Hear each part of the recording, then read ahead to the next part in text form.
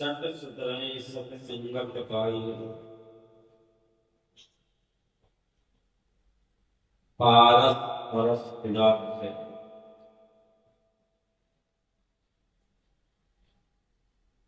किसी को जैसे पारस से किसी लोहे को स्पर्श किया जाए तो सोना बन जाता है। इसी प्रकार से किसी भी परिवार के व्यक्तियों को, माताओं को तथा बहनों को सत्संग में आने का मौका मिले। सत्संग में आने पर उनके जीवन का दोष, अवगुण और पाप मिट जाता है। जिसके जीवन का दोष मिटता है, जिसके जीवन के अवगुण मिटते हैं, उसी के जीवन के पाप मिटते हैं।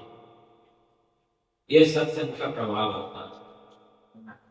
और जिसके जीवन के पाप मिटते हैं तो क्या बचता है? पुण्य। पुण्य के प्रभाव से परमात्मा के दर्शन हुए। संसार में अन्यत्र किसी कर्म करने से कुछ मिलेगा? कब मिलेगा? कितना मिलेगा? कितने जन्म बाद मिलेगा? किसी भी शुभ कर्म करने से निश्चित नहीं किया जा सकता, लेकिन सत्संग से निश्चित हो जाता है। इसी जन्म में मिलेगा, इसी जन्म में सब पाप नष्ट होगा, इसी जन्म में परमात्मा का दर्शन होगा, इसी जन्म में दुख मिटेगा और इसी जन्म में परलोक चले में परमात्मा के धाम को जाने का भी मार्ग मिलेगा। ये सत्संग से निश्चित हो जाता है। इसलिए सब कर्मों से यदि कोई उत्तम कर्म है तो सत्संग है। जैसा कर्म करोगे, अगर कोई पुण्यात्मा चाहे कि हम अशुभ कर्म करके उसका फल नहीं भोगे, ऐसा हो नहीं सकता। आपने भगवान राम के पिता का नाम सभी ने सुना होगा। क्या नाम था? दशरथ। दशरथ को भी भगवान राम के पिता होने के बावजूद भी रोना पड़ा है और रो रो करके प्राणों का त्याग किया। जब प्राणों का त्याग कर रहे थे तो पानी मांग रहे थे, हा राम मुझे पानी पिला। राम राम कह राम कह राम राम कह राम राम राम कहते कहते दशरथ ने अपने प्राणों को त्याग किए। लेकिन सुख कितना मिला? जिसके बच्चे जंगल में चले गए, जिसके बच्चे छोटे से 11 वर्ष की अवस्था में संतों के संग चले गए, उन्हें सुख कितना मिला? माँ बाप का। माँ बाप को कितना सुख मिला उन बच्चे से, और माँ बाप को कितना सुख मिला? नाम की कथा और सुख भी नहीं मिली। क्यों? कर्म का फल भोगने को मिलता। सीता माता किनकी पत्नी थी? भगवान श्री राम। ये जो मैं बता रहा हूं ये रामायण में नहीं है, स्कंद पुराण में पाताल खंड में 216 पेज पर लिखा हुआ है। भगवान राम की पत्नी सीता जब छोटी सी थी तो बाग में घूमने के लिए गई। जब बाग में घूमने के लिए गई हुई थी तो उन्होंने एक तोता और मैना को देखा। वो सीता की कथा सुना रहे थे, सीताराम। सीताराम की कथा को सीता स्वयं से सुना रही थी। उन्होंने वनमाली से कह करके उन तोता मैना को पकड़वा दिया और अपने घर ले गए। कुछ समय के बाद में उन्होंने तोता को छोड़ दिया और मैना को अपने पास रखा। मैना हाथ जोड़ करके निवेदन कर रही है, सीता ऐसा मत करो, मैं अपने पति के बिना, अपने तोता के बिना जीवित नहीं रह सकता। बोले देखते हैं तुम्हें ज्यादा बड़ा ज्ञान है, तुम्हें सीताराम कृष्ण चरित्र का ज्ञान है, तुम्हारा भी तो देखते। और नहीं मानी, और मैना ने उस पिंजरे में ही अपने प्राणों का त्याग कर दिया। उस समय मैना ने कहा था, सीता जिस तरह से मैं आज अपने पति के वियोग में जा रही हूं, तो मैं भी अपने पति के जीवन का आनंद का सुख प्राप्त नहीं हूं। एक दिन तुम भी इसी वियोग में, जैसे मैं अपने बच्चों को छोड़ करके मर रही हूं, अपने पति को त्याग करके मर रही हूं, तुम्हारा भी ये समय आएगा। ये लिख के रखने का। सीता जब वन को गई है तो आप लोगों ने देख लिया कितना सुख मिला। जंगल में रही, जंगल में रहने के बाद में रावण के इसमें पहुंच गई, वहां भी सुख नहीं मिला, दुनिया का उन्हें कष्ट हुआ। जब घर पर आई, एक धोबी था, उस धोबी ने अपनी पत्नी की पिटाई करते हुए राम के घर का उल्लेख अपनी पत्नी को दिया है। और क्या कहा कि मैं राम नहीं हूं, सीता इतने दिन रावण के घर ले आई और अपने घर में रख दी। जब ये दूतों ने आकर के राम को खबर दिया, तो राम ने भी अपनी सीता को जंगल में भेज दिया और कोई निश्चित स्थान नहीं किया। सीता उस समय गर्भवती थी। वाल्मीकि मुनि ने उनको देख करके अपने आश्रम पर रख दिया। वहीं लव उसका जन्म हुआ। लव का जन्म हुआ कुशा से पहले हुआ। और जब राम को पता लगा, ये बुलाने के लिए गए भी थे, तो सीता धरती माता फटी और समा में प्रवेश हो गई। उनके केस हाथ में रह गए। वो केस ही हमारे यहाँ जो दाव कांस बोला जाता है, इसी तरह के केसों को बताया जाता है शास्त्र, इसी तरह के केस। अब आप देख सकते हैं, भगवान राम की पत्नी होकर के जो त्रिलोकपति है, कितना सुख मिले। राम के पिता को कितना सुख मिले। राम के पिता को भी सुख नहीं मिला। उन्होंने किसी के पिता से किसी का पुत्र अलग किया था और उन्होंने श्राप दिया था। तोता मैना ने श्राप दिया था। हम लोगों के जीवन में जो कष्ट आते हैं, इनका भी यही रहस्य है। भगवान राम के भगवान कृष्ण के माता पिता जेल के अंदर 11 साल तक जन्म लेने के बाद भी बंद रहा और छुड़ा ना सके। जितना भोग इसका होता है, उसे भोगना ही पड़ता है। इसलिए कर्मण्ड से बाद का वस्तु मां फलेश्वराश्च। संसार में कर्मों का फल भोगने के लिए हम लोग आए। जैसी करनी वैसी भरनी, ये जगत का सार है। पाप की नैया को होती है, सत्य का बेड़ा पार है। तो ये सत्संग क्या है? सत्य है। संतों का संग सत्य है, सदगुरु का संग सत्य है, और विद्वानों का संग सत्य है। इस सत्य के प्रभाव से जैसे पारस मणि से स्पर्श होकर के लोहा सुंदर हो जाता है, इस सत्संग के प्रभाव से राजा दशरथ तो थे, धर्मात्मा थे, पुण्यात्मा थे, प्रभु के पिता थे, लेकिन सत्संग कहाँ मिलता था राजा होने के लिए? कर्म भोगना पड़ा। सीता माता को सत्संग कहाँ मिलता था? कर्म भोगना पड़ा। वसुदेव देवी को सत्संग कहाँ मिला था? जेल के अंदर सत्संग होता था क्या? साल को में बंद पड़े थे। हम लोगों का कोई सौभाग्य है, जन्मांत जन्मों का पुण्य है, इसलिए हम लोगों के बीच में जो सत्संग हो रहा है। हमारे गुरु महाराज कहते थे कि दुनिया में रोटी छूट जाए कोई बात नहीं, नींद छूट जाए कोई बात नहीं, और शरीर भी छूट जाए तो कोई बात नहीं, लेकिन जब तक शरीर में श्वास है, सत्संग को नहीं छोड़ना चाहिए।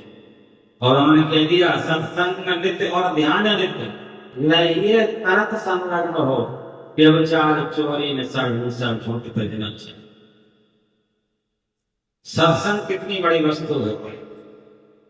सत्संग स्वयं में भगवान विष्णु करते थे। एक बार भगवान विष्णु द्रौपदी भी उसमें उपस्थित थी, भीम भी उपस्थित थे, बहुत बड़ी सभा लगी हुई थी। मध्य रात्रि के काल में समय में भगवान विष्णु लोक में सत्संग कर रहे। तो द्रौपदी जो थी दुर्गा का रूप थी, भीम जो थे भगवान भोलेनाथ का रूप थे। ये उनको भी आमंत्रित किया, ये सत्संग में उपस्थित हुए थे महाभारत में। द्रौपदी से पूछा तुम क्या चाहती हो? भगवान विष्णु की आगे अपनी झोली को फैला करके कहने लगी, महाराज मैं खप्पड़ भरना चाहती हूँ। खप्पड़ में किस किस का कौन पियोगी? बोले नहीं, कौरवों को छोड़ोगे नहीं, पांडवों।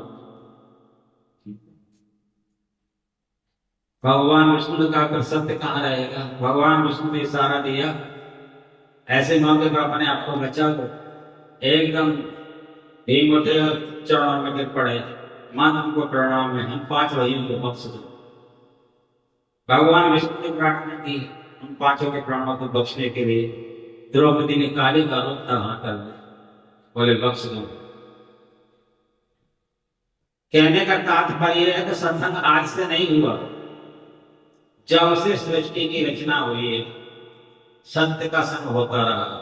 ये कोई नई वस्तु नहीं है, सत्य आज से नहीं हुए, जब से सृष्टि की रचना हुई है संत भी होते रहे।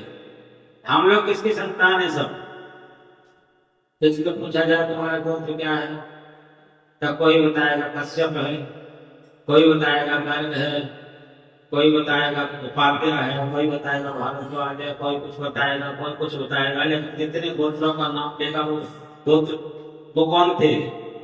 संत थे कि नहीं थे? हम लोग सभी संतों की संतान हैं। हमारा जो गोत्र है वो किसी संत के द्वारा ही उत्पन्न हुआ है। तो संत आज से नहीं हुए, जब संत आज से नहीं हुए तो उनका मत भी आज से नहीं हुआ, इसलिए संत मत आज का मत नहीं है, पुरातन सनातन मत है संत। भगवान शिव भी संत मत की व्याख्या करते हैं, तुलसीदास भी संत मत की व्याख्या करते हैं। इस संत मत में कभी ये नहीं सिखाया जाता, यहाँ पे ये सिखाया जाता है कि किसी प्रकार से अशुभ कर्म छूट जाए। एक अशुभ करने का फल सीता को भोगना पड़ा, एक अशुभ करने का फल दशरथ को भोगना पड़ा, एक अशुभ करने का फल भीष्म को भोगना पड़ा। 101 में जन्म का फल भीष्म भोगा है।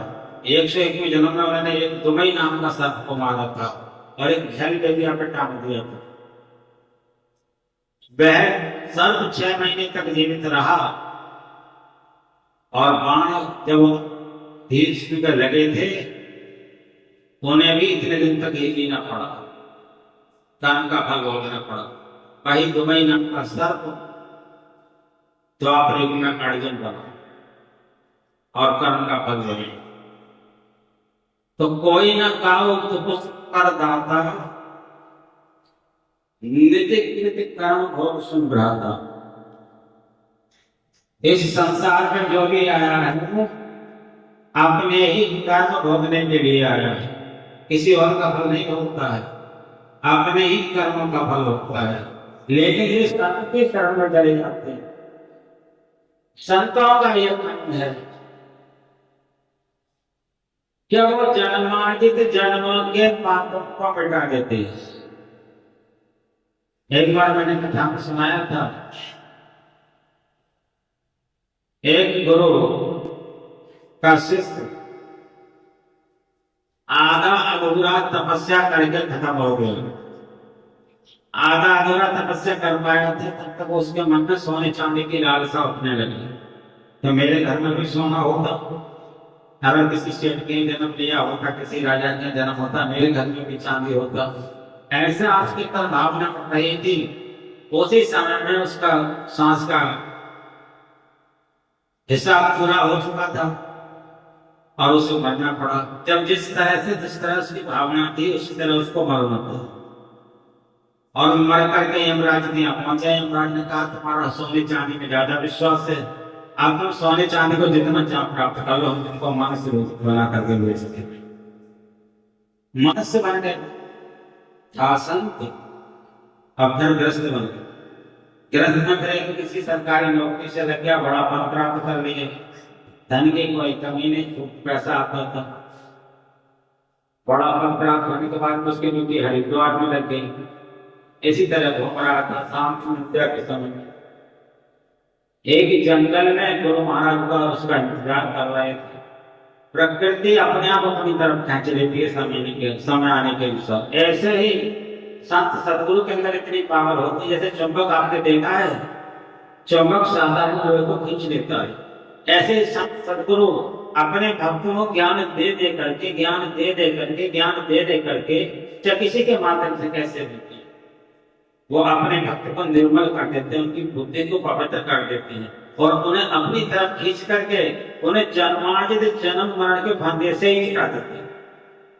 ऐसा गुरुओं के अंदर प्रभाव होता है। इसी प्रकार से हम गुरुओं की प्रतीक्षा कर रहे थे। उसी जंगल की तरफ जा रहा था जिस तरफ उसके गुरु बैठे प्रतीक्षा कर रहे थे। भजन में बैठे हुए थे पहाड़ के टीले। जब पहाड़ के टीले के नजदीक पहुंचा, गुरु महाराज मुंह करके देख रहे थे, आज मेरा भक्त आ रहा है जिसके लिए मैं 3 जन्म से जिंदा, इसको टाल लो। भक्त वहां पहुंचता है, आवाज देते हैं, अरे भाई लहरी। वो चाहता व्यक्ता को दिखलाई नहीं देता, किसको पुकारता? अरे भाई तुमको पुकारता हूं, मेरे पास मेरी आवाज को पहचान रहा है कि आवाज जानी पहचानी सी लगती। पास में पहुंचता है, ऊपर देखता है गुरु महाराज बैठे हुए हैं। गुरु महाराज को पहचान नहीं रहा, उसे लग रहा कुछ संत बैठे हुए। फिर उन्होंने कहा तुझको पहचानते? बोले नहीं महाराज। बोले मेरे पास आओ। जब पास गया तो संत महात्मा के चरणों को स्पर्श किया, उन्होंने कृपा का हस्त उसकी तरफ बढ़ा दिया और जैसे हस्त उसके सिर पर रखा, उसे पूर्ण जन्म का याद होता। उसका हाथ पकड़ा और एक गुफा के अंदर ले गई। बोले पहचानते हो ये खड़ाम किसके हैं? अब तो कहता करो महाराज ये खड़ाम मेरे हैं। बोले ये आसन किसका है? बोले मेरे हैं। ये बिछावन किसका है? ये कमंडल किसका है? बोले मेरे हैं। यहाँ तपस्या कौन करता था इस पहाड़ के अंदर? बोले मैं करता हूँ। तुम्हारे अंदर क्या दो बात लगे, तुम्हारा मनस खाना पड़ा, तुम्हें जाकर घर तुम्हें झूठ और साक्ष का पहाड़ से रखना पड़ा। गुरु महाराज अब ये तो आप ही जान सकते हैं, बोले तुम्हारे अंदर हृदय में माया का वास होगा, इसलिए भगवान ने तुम्हें पुनः माया से मिलने के लिए तुम्हारा ये योग दिया। जैसे आप लोगों ने जड़ भरत की कथा सुनी होगी, जड़ भरत को मरते समय में हिरण का याद आ गया। वो बच्चे मैंने पाला था, पता नहीं कहते रहेगा, तो दूसरे जन्म में उसको हिरण ही बनना पड़ा। इसी तरह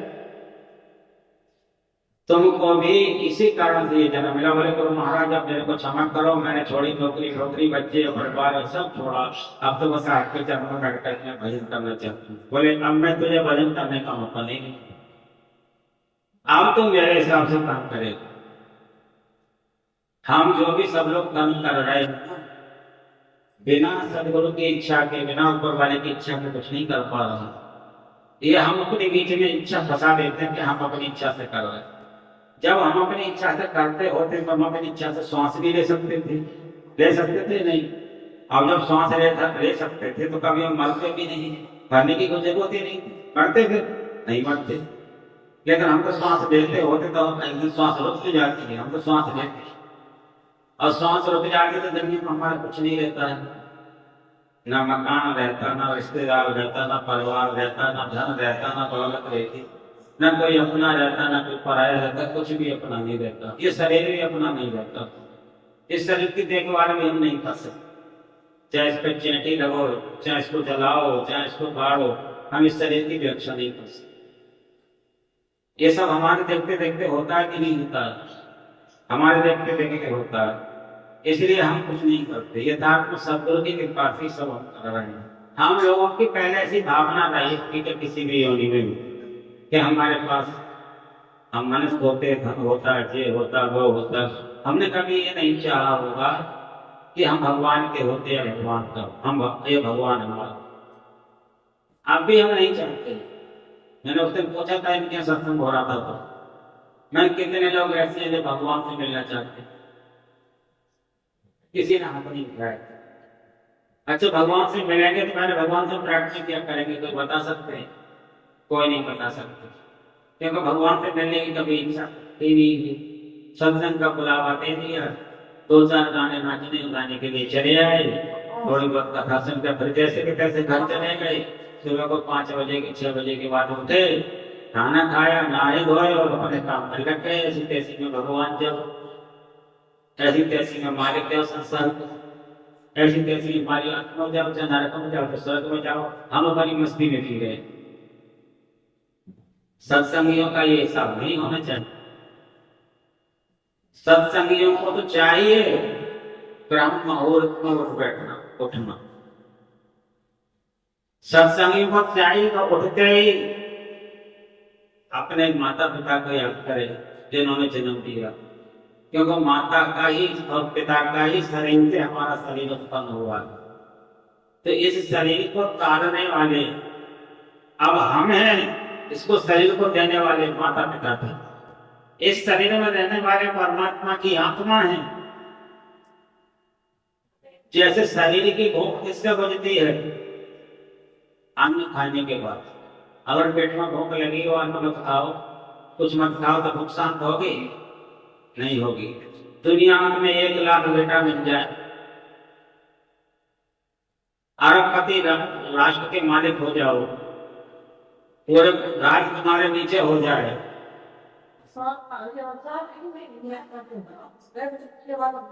लेकिन तभी आप अपने आप में ये सोच लेंगे कि आपको शांति मिल गई।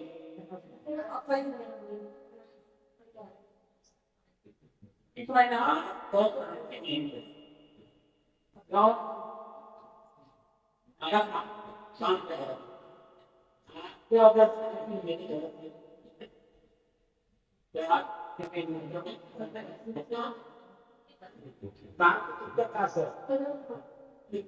शांति परमात्मा के पास,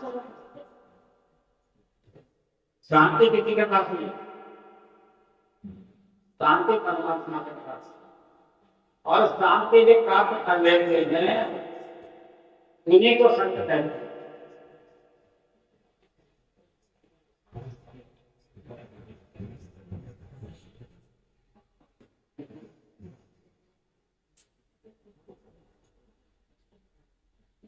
शांति प्राप्त करने वाले को संस्कृति की ओर हो।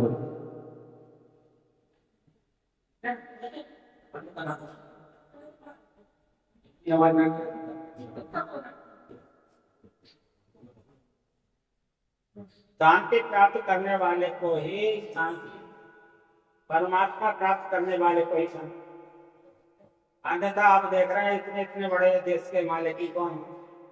आप नरेंद्र मोदी को देखिएगा, इतने बड़े राष्ट्र के मालिक होकर के भी शांति नहीं है। संतों के चरणों में क्या मिलता है? फिर भी संतों के चरणों से झुकाने के लिए जाते हैं और उनसे आशीर्वाद मांगते। प्रधानमंत्री के पास भी शांति नाम की चीज है, ये आप ध्यान से समझिए। पूरे देश का मालिक होते हुए, ये संपत्ति का मालिक होते हुए के कानून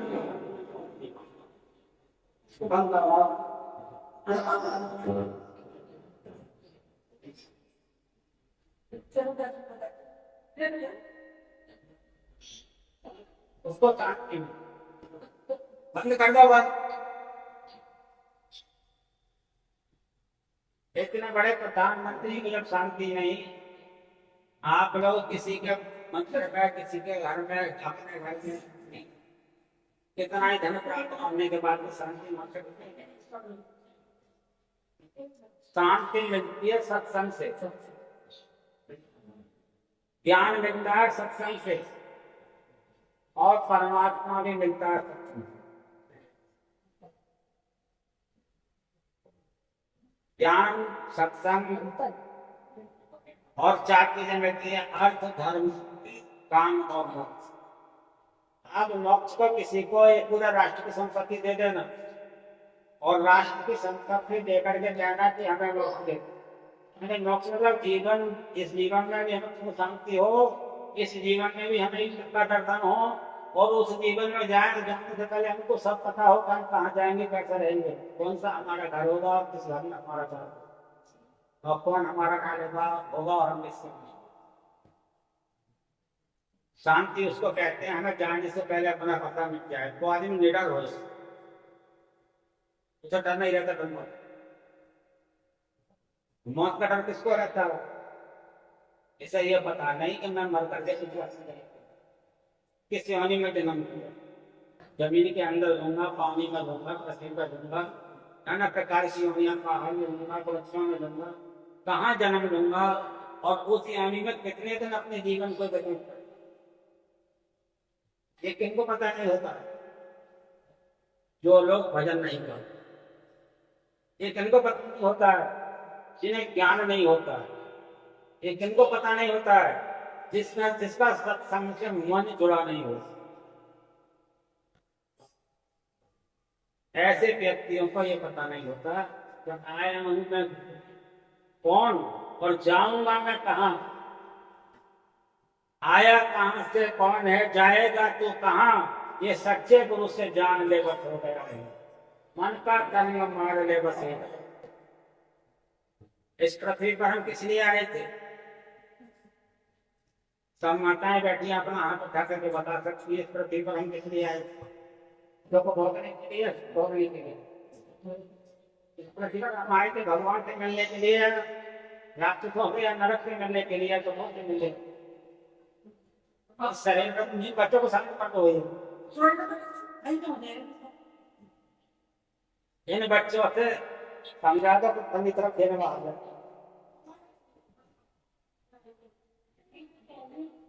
हमें संसार में भगवान ने मनुष्य बना करके क्यों भेजा? भगवान ने हम पर उपकार किया किस लिए? भगवान ने कुछ हमारे लिए माना इसलिए हमको मनुष्य बना दिया। 84 लाख योनियां मैंने कल बताया था, और 84 लाख योनियों में एक एक योनि में कितने कितने आदमी को जीवन लेना पड़ता है कोई पता नहीं। कितने दिन पानी में रहना पड़ता है, कितने दिन वृक्षों में रहना पड़ता है, कितने दिन पहाड़ों में रहना पड़ता है, कितने दिन नाली में रहना पड़ता है, कितने दिन घाव के इसके स्टीम में रहना पड़ता है, कितने दिन मलबूत विष्ठा में रहना पड़ता है कोई पता नहीं। 2.25 अरब वर्ष इसी तरह से बीत जाता है, ये नहीं बदलते। 2.25 अरब, 1 अरब की नहीं, 2.25 अरब।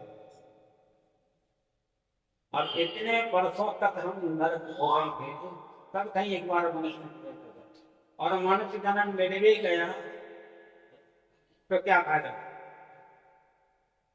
मान लो हमने कौन सा काम किया, मनुष्य बन सकते, बच्चे पैदा किए, एक काम तो किया, अच्छा बच्चा पैदा सुबह नहीं करता है क्या? उसके बच्चे से ज्यादा बहुत सुंदर बच्चा भी नहीं होता, तो अच्छे बच्चे पैदा करता है, ज्यादा बच्चे पैदा करता है। अच्छा, इस ताकत पालने को हमने जन्म दिया, ताकत तो हमसे ज्यादा हाथी में भी होता है। हमें अच्छा खाने के लिए भजन भगवान का मनुष्य जन्म मिला, अच्छा खाने वाले के लिए पेट रोग होता है, डायबिटीज हो जाती है, और दुनिया के रोग हो जाते हैं। जितना अच्छा खाते हैं उतनी रोग अच्छे हो। हमको भाई भगवान ने इसलिए जन्म दिया, हमको जन्म दिया था मनुष्य का, कि जो किसी भी योनि में कोई ना कर सके वो हम करते। बताओ, भगवान को कोई योनि में कोई पा सकता है? और मनुष्य भगवान को पा सकता है कि नहीं पा सकता? मनुष्य भगवान को पा सकता। उसी योनि का कोई सत्संग कर सकता है? नहीं कर सकता। हम सत्संग कर सकते हैं कि नहीं कर सकते? कर सकते। हम दान पुण्य कर सकते हैं कि नहीं कर सकते? कर सकते। हम भजन वेद जान सकते हैं कि नहीं जान सकते? जान सकते। हम वेद पुराण अच्छे शास्त्र पढ़ सकते हैं कि नहीं पढ़ सकते? लेकिन जो हम कर सकते हैं वो 84 लाख योनियों में कोई नहीं कर सकते। ये भगवान के जन्म देने का कारण, ये हम कर सकते हैं, वो 84 लाख योनियों में कोई नहीं कर सकते। एक काम और हमके लिए कि हम भगवान के दर्शन करने के बाद में जान तो तुम्हें हो जाए, हम भगवान बन सकते। शरीर संसार में मनुष्य का रहेगा, लेकिन आत्मा परमात्मा में मिल करके आपको परमात्मा जो जाने सो जो जाने नहीं जान कुछ नहीं तुम्हें हो भाई हो जाता है भगवान। लेकिन ये बिना भजन का नहीं होता, इसलिए किसी गुरु से भेद लेकर के भजन जानना चाहिए। संत सदगुरु कौन हो? गुरु तो बहुत प्रकार के होते, लाखों जल में खड़े, लाखों भभूत को छानते, लाखों लोग ऐसे जो मरकट में घूम रहे हैं और जामे राजी राम कोई नहीं जामे। अर्धमुखी उन्नति लाखों लोग लंगरी, लाखों जल में बैठा, लाखों भभूत को छानते, अरे हारे को जामे राजी राम कोई नहीं जानते। तीर्थ व्रत में तेरा चितलाए थे और वस्त्र में बूझी जाए अपने पास, संकट होते हुए तीर्थ में घूमना है भगवान को मिल जाएंगे, जल में खोजना है भगवान को मिल जाएंगे, भभूत को छानने में मरकर किसी भभूत को अपने ऊपर लपेट रहे हैं भगवान मिल जाएंगे, जंजीरों से अपने शरीर को जकड़ रहे हैं भगवान मिल जाएंगे, काले कपड़े को शरीर पर धारण कर रहे हैं भगवान मिल जाएंगे, जटा रखा है भगवान मिल जाएंगे, सिर उड़ा रहे भगवान मिल जाएंगे, लेकिन इस भगवान नहीं। भगवान मिलते कहते हैं कि संत सदगुरु के शरण में जाकर के नाम वेद जानो, ऐसा नाम हो जो भोलेनाथ का भी नाम है, ऐसा नाम हो जो राम का भी नाम है, ऐसा नाम हो जो कृष्ण का भी नाम है, ऐसा नाम हो जो सूर्य का भी नाम है, ऐसा नाम हो जो पृथ्वी का भी नाम है, ऐसा नाम हो जो दुर्गे का भी नाम है। ऐसा कोई देवता तैतीस कोट में बचा हुआ ना हो जो उसके साथ में वो एक मिनट में हुआ। अगर हमने अकेले भोलेनाथ को माना तो भगवान राम का परिवार भोले बाबा का पुजारी माना, और भगवान राम को माना तो भोले बाबा को कहेंगे तो उनका पुजारी उनको पास किया, और विष्णु भगवान का माना तो ब्रह्मा जी कहेंगे तुम विष्णु भगवान के पास जाओ। यानी किसी भी एक देवता का हम सुमिरण करके ब्रह्मांड के 33 कोटि देवताओं को खत्म नहीं करते। और एक नाम ऐसा जो हमारे शास्त्रों में है कि एक ही नाम लेने पर 33 कोटि देवताओं का एक साथ नाम ले लिया, अलग अलग किसी देवता की मानने की जरूरत नहीं, एक बार वो नाम लो सबका नाम होगा सब खुश होगा, क्योंकि सबने उस नाम को धारण किया है, सबने उस नाम को माना है जो गुरु महाराज देखते हैं, सबने उस रूप को माना है जो गुरु महाराज देखते। देखो नाम से मिला हुआ ही रूप हो और रूप से मिला हुआ नाम हो तब काम बनता है। नाम कोई हो और रूप कोई और हो, तुम्हें रूप भगवान कृष्ण का दे दिया जाए, नाम कुछ और लक्ष्मी को दे दिया जाए, लेकिन ऐसा हो जो हमने देखा हो, हमने ना देखा हो, हमारे भाई ने देखा हो, हमारे गुरु ने देखा हो, हमारे माता पिता ने देखा हो, ऐसा नहीं कि किसी ने ना देखा हो अनुमान को बना दिया गया, ऐसा नहीं होना चाहिए। अब तो मूर्ति बनाने वाले ऐसे राम नहीं, भगवान किसी की मूर्ति बनाने से बोले अनुमान से देखो उन्होंने हाँ तो आपको करता हुए वो पक्षता ही करता है। अब मैं तो ऐसे भी राम देख रहा हूँ दुनिया में राम लीला कहते हैं और आड़ में जाकर भगवान काम का सगड़ पीते थे, उन्होंने अपने फोटो छपवा दिए, फोटो को जब प्रणाम कर रहे हैं रास लीला के दुनिया का धोखा घूमते खा करके ले लेकर क्या ऐसे घूमते खाने से बुद्धि आ जाएगी, तुम्हारा भी मन गुटका खाने को चलेगा, गुटका खाने वाले का गुटका खाओ। ऐसा ब्रह्म ज्ञान से काम नहीं करता। भगवान को प्राप्त करने के लिए भगवान से संबंधित नाम हो, और एक देवता का नहीं 33 कोटि देवताओं का नाम, 33 कोटि देवताओं का नाम हो, ऐसा नाम। उस नाम के स्मरण से वो नाम जपा कैसे जाए, शास्त्रों में विदित है। बायां पैर नीचा होना चाहिए, दायां पैर ऊपर होना चाहिए, बायां हाथ नीचे होना चाहिए, दाहिना हाथ ऊपर होना चाहिए, क्योंकि बायां हाथ से नीचे लाने से जीवन में किए हुए पाप नष्ट होने लगते हैं।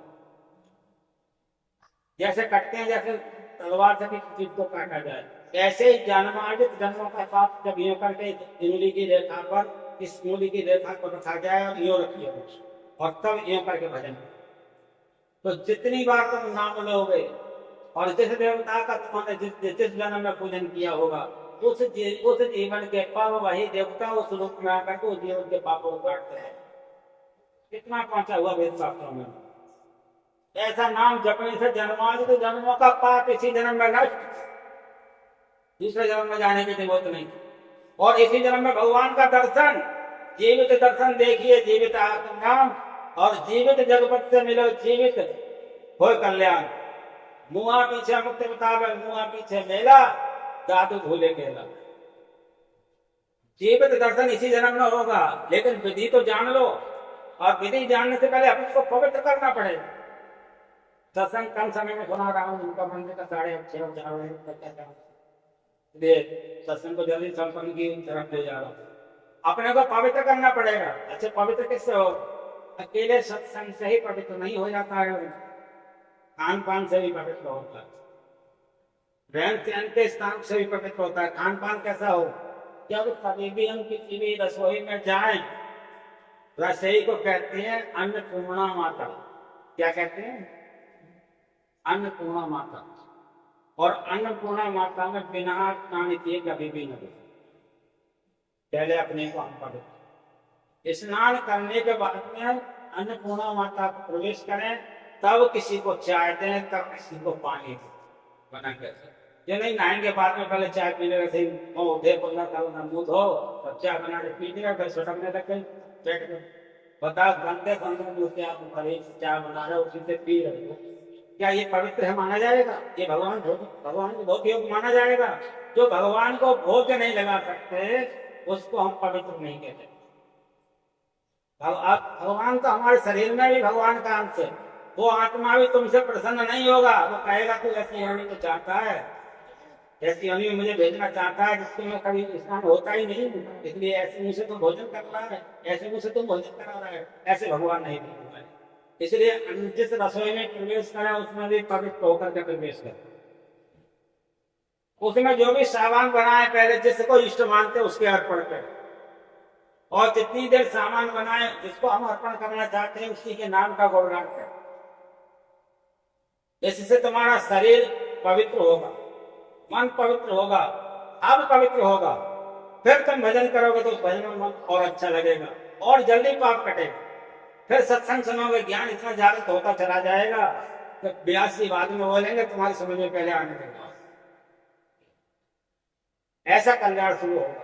और जब ऐसा शुरू होगा भगवान उतने नजदीक आते जाएंगे, और कम से कम समय में सब पापों को मिटा करके भगवान हमें इसी शरीर में लग सकते। ये मनुष्य ही कर सकता है और कोई नहीं कर सकता है। इसलिए कभी भी रसोई में बिना स्नान किए नहीं प्रवेश करना चाहिए। कल मैंने बताया था, जब अन्न भोजन ग्रहण करे तो जिसका हमने दीक्षा लिया है, जिसको हमने इष्ट माना है, जिस परमात्मा के पास हमें वो जन्म पैदा हो रहा है, सब दुख हमारे पेट में पहले उनके लिए अर्पण करो, तब उसको ग्रहण करो। ग्रहण करने के बाद में फिर उठ करके उनके लिए प्रणाम करो। अगर दिन में 4 बार खाते हैं तो 4 बार खाने के बाद में प्रणाम करो। जैसे पहले इनका स्मरण करो, उनको याद करो, खाने के बाद में उनको प्रणाम करो। आपने देखा है, हम लोग मैंने कल बताया था चिड़िया होती ना, उनसे भी गए पूरे, वो जितनी बार अन्न को खाने के लिए झुकती है उतनी बार भगवान को प्रणाम करती है। हम तो खाना खाने के बाद तो कभी भगवान को प्रणाम करके नहीं जाते हैं, अपने घर में भी प्रणाम नहीं करते। वैसे ही खाएंगे पिएंगे बस हो जाएंगे, एक बार बस कर लेंगे तो हो जाएंगे। भगवान को जानते ही कौन सी तक में रहता है, ऐसे भगवान नहीं होते। हमारे कर्म भगवान से संबंधित बन जाए, घर की दिनचर्या पूर्ण करें, लेकिन करने का तरीका बदलो। सामने भी पूर्ण तरह से ऐसे बना दिया, झाड़ू लगाए रोज, झाड़ू लगाने का तरीका बदल जाए। झाड़ू लगाते समय गुरु का स्मरण करते जाओ, खाना बनाते समय गुरु के मंत्र का जाप करते जाओ, खाना खाते समय में गुरु के मंत्र का जाप करते जाओ। जब खाना खा करके उठो तो गुरु महाराज को प्रणाम करो, और सुबह उठ करके जरूर एक बार बोलो। वैसे तो मैं कहूंगा कम से कम 7 बार बोलो, और जितना बोलो उतना अच्छा है। कि हे परमात्मा, आप ऐसा ज्ञान और सद्ज्ञान हमको प्राप्त कराएं कि हमें अब दोबारा 84 लाख में भटकना ना पड़े। अब हमें दोबारा 84 लाख में भटकना ना पड़े। इसी योनि में तुम्हारा साक्षात दर्शन होगा। प्रत्येक माताओं को ये बात ध्यान रख लो, कांठ में बांध के जाओ, धोती के टोक में बांध लो इकट्ठे करके। सुबह उठ करके भगवान से निवेदन करो, जिसमें भगवान ने इस शरीर को बनाया, एक पानी की बूंद से 3.5 हाथ का शरीर बनाया। उस परमात्मा ने आंख बनाई, तुमसे कुछ नहीं लिया टैक्स में। कान बनाए, तुमसे कुछ नहीं लिया टैक्स में। नाक बनाई, तुमसे कुछ नहीं लिया टैक्स में। मुंह बनाया बोलने के लिए, तुमसे कुछ नहीं लिया टैक्स में। हाथ बनाए कर्म करने के लिए, तुमसे कुछ नहीं लिया टैक्स में। पैर बनाए चलने के लिए, तीर्थ यात्रा करने के लिए, तुमसे कुछ नहीं लिया टैक्स में। अब वो तुमसे टैक्स मांगता है, अगर तुम उसे प्राप्त करना चाहते। उसका टैक्स है, सुबह उठ करके उससे प्रार्थना करो, प्रभु तूने निस्वार्थ मेरे लिए मनुष्य बना दिया, निस्वार्थ तूने मेरे लिए सत्यान दिया, निस्वार्थ तूने मेरा वंश चलाया, माता दी, पिता दिए, पति दिए, पत्नी दिए, पुत्र दिए, मकान दिया, जो कुछ दिया सब कुछ दिया। लेकिन प्रभु एक उपकार और कर दो मेरी स्त्री, मुझे आप दर्शन दो। अब दोबारा मुझे 84 लाख योनियों में ना भटकना पड़े। मैं गधा ना बनूं, सुअर ना बनूं, कुत्ता ना बनूं, हाथी चेटी बिल्ली ना बनूं। ऐसा ईश्वर के सुबह उठ करके प्रार्थना। सब माताएं गांठ बांध ले करेंगी कि नहीं? भगवान से मांग रहे हो, किसी मुझसे नहीं मांग रहे हो, किसी और से नहीं मांग रहे हो, उस परमात्मा से ये ठोक में मांगो। कोई भी देवी देवता तुम्हारे लिए भगवान दर्शन नहीं दिला सकते। भगवान तुम्हारी आत्मा ही तुम्हें भगवान का दर्शन करा सकती। तुम्हारी आत्मा की जब पुकार हो गई तो भगवान का दर्शन होगा, और इसी योनि में होगा, इसी जन्म में होगा, मन शरीर के अंदर रहते रहते होगा। और इसी जन्म में तुम्हें पता लग जाएगा कि भगवान का दर्शन होगा कि अब हम इस योनि से किस योनि में जाएंगे। अभी तुम्हें कोई पता नहीं होगा कि किस योनि में जाएंगे। और जब दर्शन होगा, और कोई देवता तुम्हें नहीं बता सकते, इनकी रोज पूजा कर लो जो तुम्हें नहीं बता सकते, उनकी रोज पूजा कर लो तो तुम्हें नहीं बता सकते। तुम्हारी आत्मा का ज्ञान होकर के जब प्रकट होगा तो वही तुम्हें बताएगा। और वही गुरु महाराज को आपको ज्ञान दे करके साक्षात परमात्मा का दर्शन करेंगे।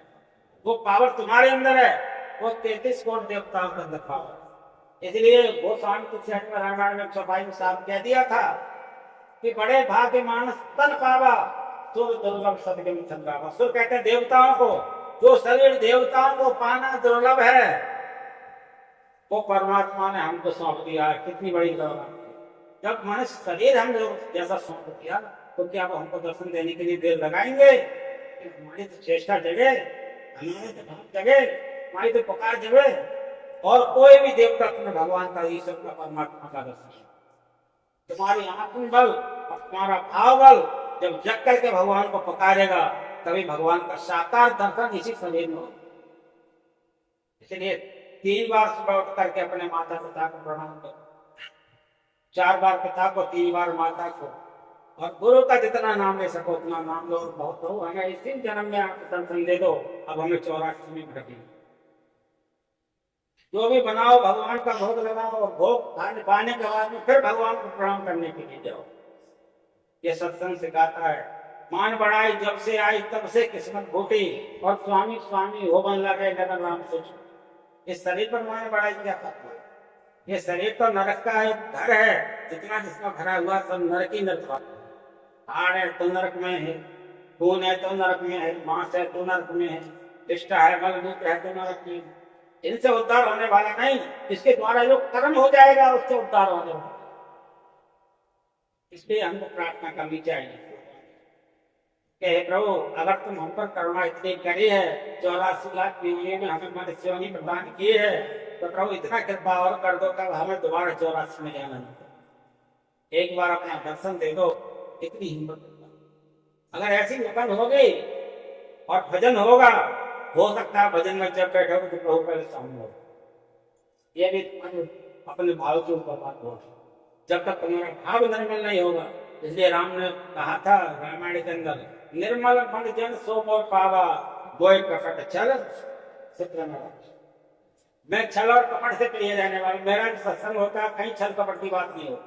आप लोगों को आपके जीवन के कल्याण के लिए मैंने समझाया है, इसमें कोई छल कपट की बात हो, कुछ मैंने आपसे मांगा हो, किसी प्रकार का गुमराह किया हो, किसी का अपमान किया हो, किसी व्रत में ठेस पहुंचाई, ऐसा कुछ नहीं किया। मैं केवल सीधा सीधा ज्ञान देकर के ये मनुष्य योनि का लाभ देने के लिए चाहता हूँ ये योनि हमें जिस लिए मिली है उसका लाभ हमको मिल जाए, अब हमें दोबारा भटकना ना पड़े। पुनरपि पुनरप जन्म पुनरप जन्मी जठरे शयनम, हमें बार बार मरना जन्मने की जरूरत नहीं।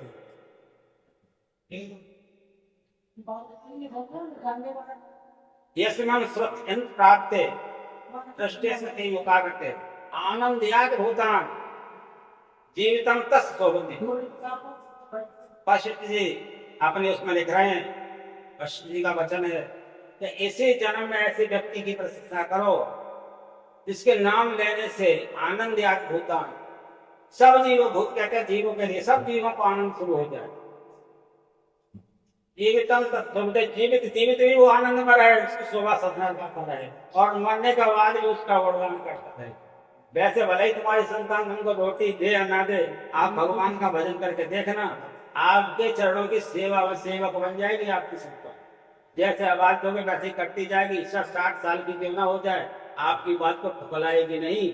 और यदि तुमने भजन नहीं किया तो तुम्हारा जिस परमात्मा ने तुमको बनाया उसी ने उसको बनाया है, वो बुढ़ापे में तुमको रोटी नहीं देगा तो तुम कितनी दुनिया त्याग करोगे। ऐसे लोगों की संतान जाकर के वृंदावन में अनाथ आश्रम में रह रही और पढ़ रही है, जिन्होंने भगवान को नहीं जाना, आज उनकी संतान हमको नहीं जाना। इसलिए भगवान को इसी उम्र में चाहे हमारी 10 श्वासें रह गई हो, अगर 10 श्वासों के अंदर भी आपने भगवान को पहचान, आपको संसार में काले प्राप्त कुछ नहीं बिगाड़ पाए। आपका संसार का लोग कोई कुछ नहीं बिगाड़ पाए, चाहे आपकी संतान हो या कोई, पहचान लिया। एक कथा छोटी सी कह देंगे ब्राह्मण। एक बार भगवान विष्णु लोग मिले थे, अकेले थे, शाम को रहे। नारद जी उनके पास पहुंचे। नारद जी ने देखा, महाराज आप एकांत में वास कर रहे हैं। बोले क्या हो रहा? बोले आपने देखा अपनी पृथ्वी पर क्या हो रहा? बोले क्या हो रहा? अरे महाराज, कोई तन दुखी, कोई मन दुखी, कोई धन में रहते उदास, थोड़े थोड़े सब दुखी और सखी राम के दास। जो तुम्हारा भजन कर रहा है वो तो मस्ती से है। कोई तन से दुखी है, कोई मन से दुखी है, कोई पड़ोसी से दुखी है, कोई औलाद से दुखी है, कोई बाप से दुखी, कोई बेटा से दुखी है, कोई पति से दुखी है, कोई पत्नी से दुखी है। सब संसार दुखी हो, दुख में भरा।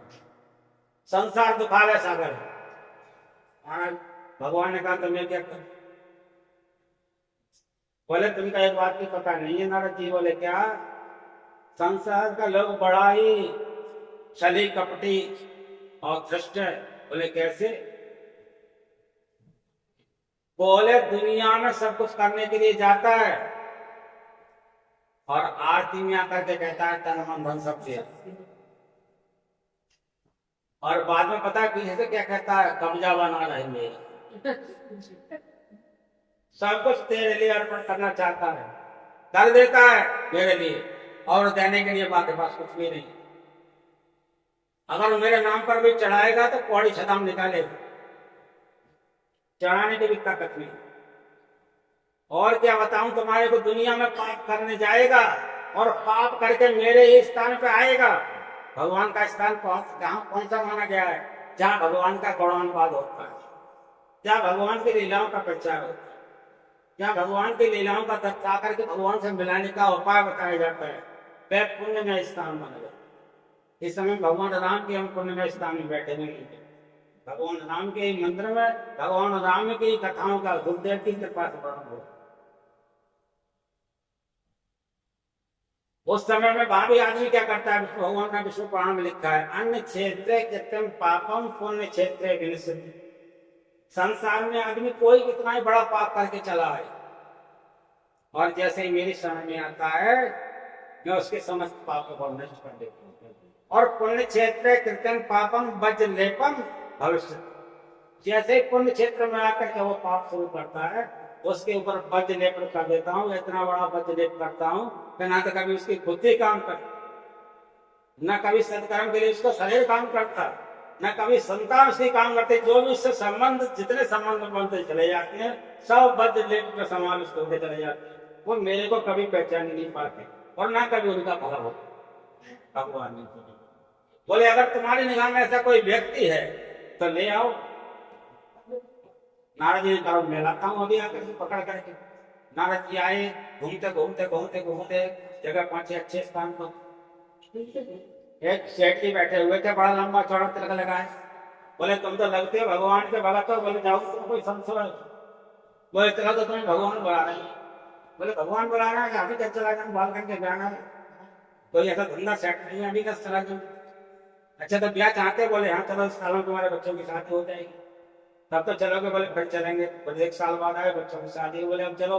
बोले महाराज सबको कम से कम अलग अलग मकान तो बना दो। चलो 1 साल में मकान बना लो, फिर तो चलोगे? चलो बना लो। 1 साल फिर बाद आए, अब तो मकान बन गया, अब तो चलोगे?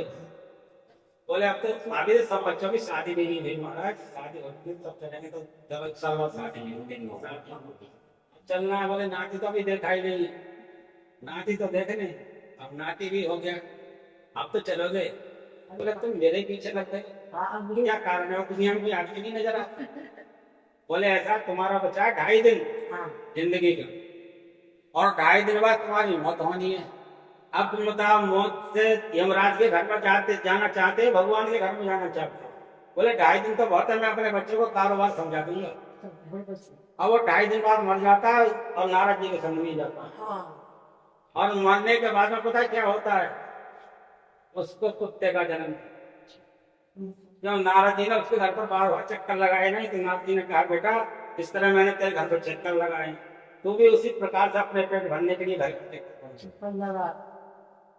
आज तो कलयुग में कुत्तों का बहुत बड़ा स्थान है। पहले लोग गांव की सेवा करते थे, अब कुत्तों को लेकर घूमते हैं सेवा। बहुत जिस सेवनी की सेवा कर रहे हैं भाई, नहीं होते जाएंगे। लेकिन कुत्ता का स्थान बहुत ऊंचा हो गया है, गाय का स्थान बहुत छोटा हो गया।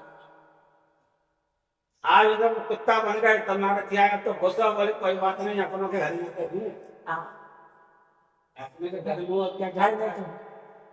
अब कब तक रहोगे सेवनी में? बताओ चलना चाहते हो? बोले अभी तो नाटक का ब्याह है, कहा है तो का पहले उसका मुंह देखूंगा तब उस काम चलेगा। उसके यहाँ भैंस मिली थी अच्छी खासी, दूध देती थी खूब ज्यादा।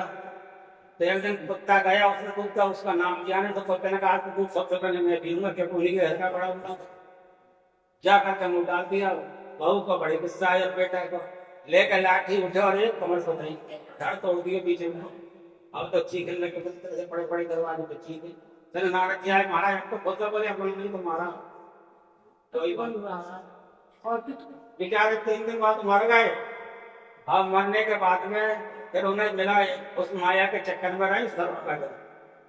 अब नत लोग तो वो फिर भी नहीं देख पाए थे। फिर उन्होंने सर्व बने तो एक नल था उनके घर में, उस नल के नीचे पटिया पड़ी थी, उसके नीचे आकर के बैठे। ये सत्य कथा है, लेकिन ये पता नहीं जाएगी कहानी कथा गुरु महाराज का। अब उसके नीचे आकर के बैठ गए। बैठने के बाद में नाती निकल आए पानी भरने को, तो हम निकाल करके हम देखने लगे। उन्होंने कहा सांप सांप सांप सांप सांप। तो सांप लेके डंडा भेजे, मौका कुचल रहा। यही दिशा हम लोगों की होनी है। अगर हमने भगवान का नाम नहीं सुन रहा, घर वाले बड़े बड़े हमारे सामने कहेंगे अरे बुरी शकल की यहाँ चले आए, या बुरी शकल के यहाँ गए, बुद्धि तो बिल्कुल है नहीं। ये बात करना चाहते हैं, इनको क्या ज्ञान था, क्या किया इन्होंने? सब बातों का उलहना तुम्हारे सामने तुमको मिलेगा और तुम्हें बीच में बोलने नहीं दिया जाएगा। और उनके हाथ का फिर किया हुआ कैसा मिलेगा जब तुम्हारे सामने ही तुम्हारी आंखों उनकी बातें तृप्त नहीं हो पा रही। इसलिए तुमको चाहिए कि शीघ्र शीघ्र अतिशीघ्र भगवान के भजन में लगना चाहिए। क्या भले 1 दिन का शेष जीवन बचा हो, गुरु महाराज के बताए आदेश के अनुसार भजन करोगे, जीवन में कभी नरक में नहीं जाना पड़ेगा, दोबारा मनुष्य बनोगे, फिर भजन करोगे, फिर भगवान को प्राप्त करोगे। इसी वाणी को बोलते हुए अपनी वाणी को विराम देता हूँ।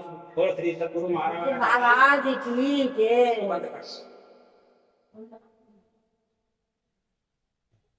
हमने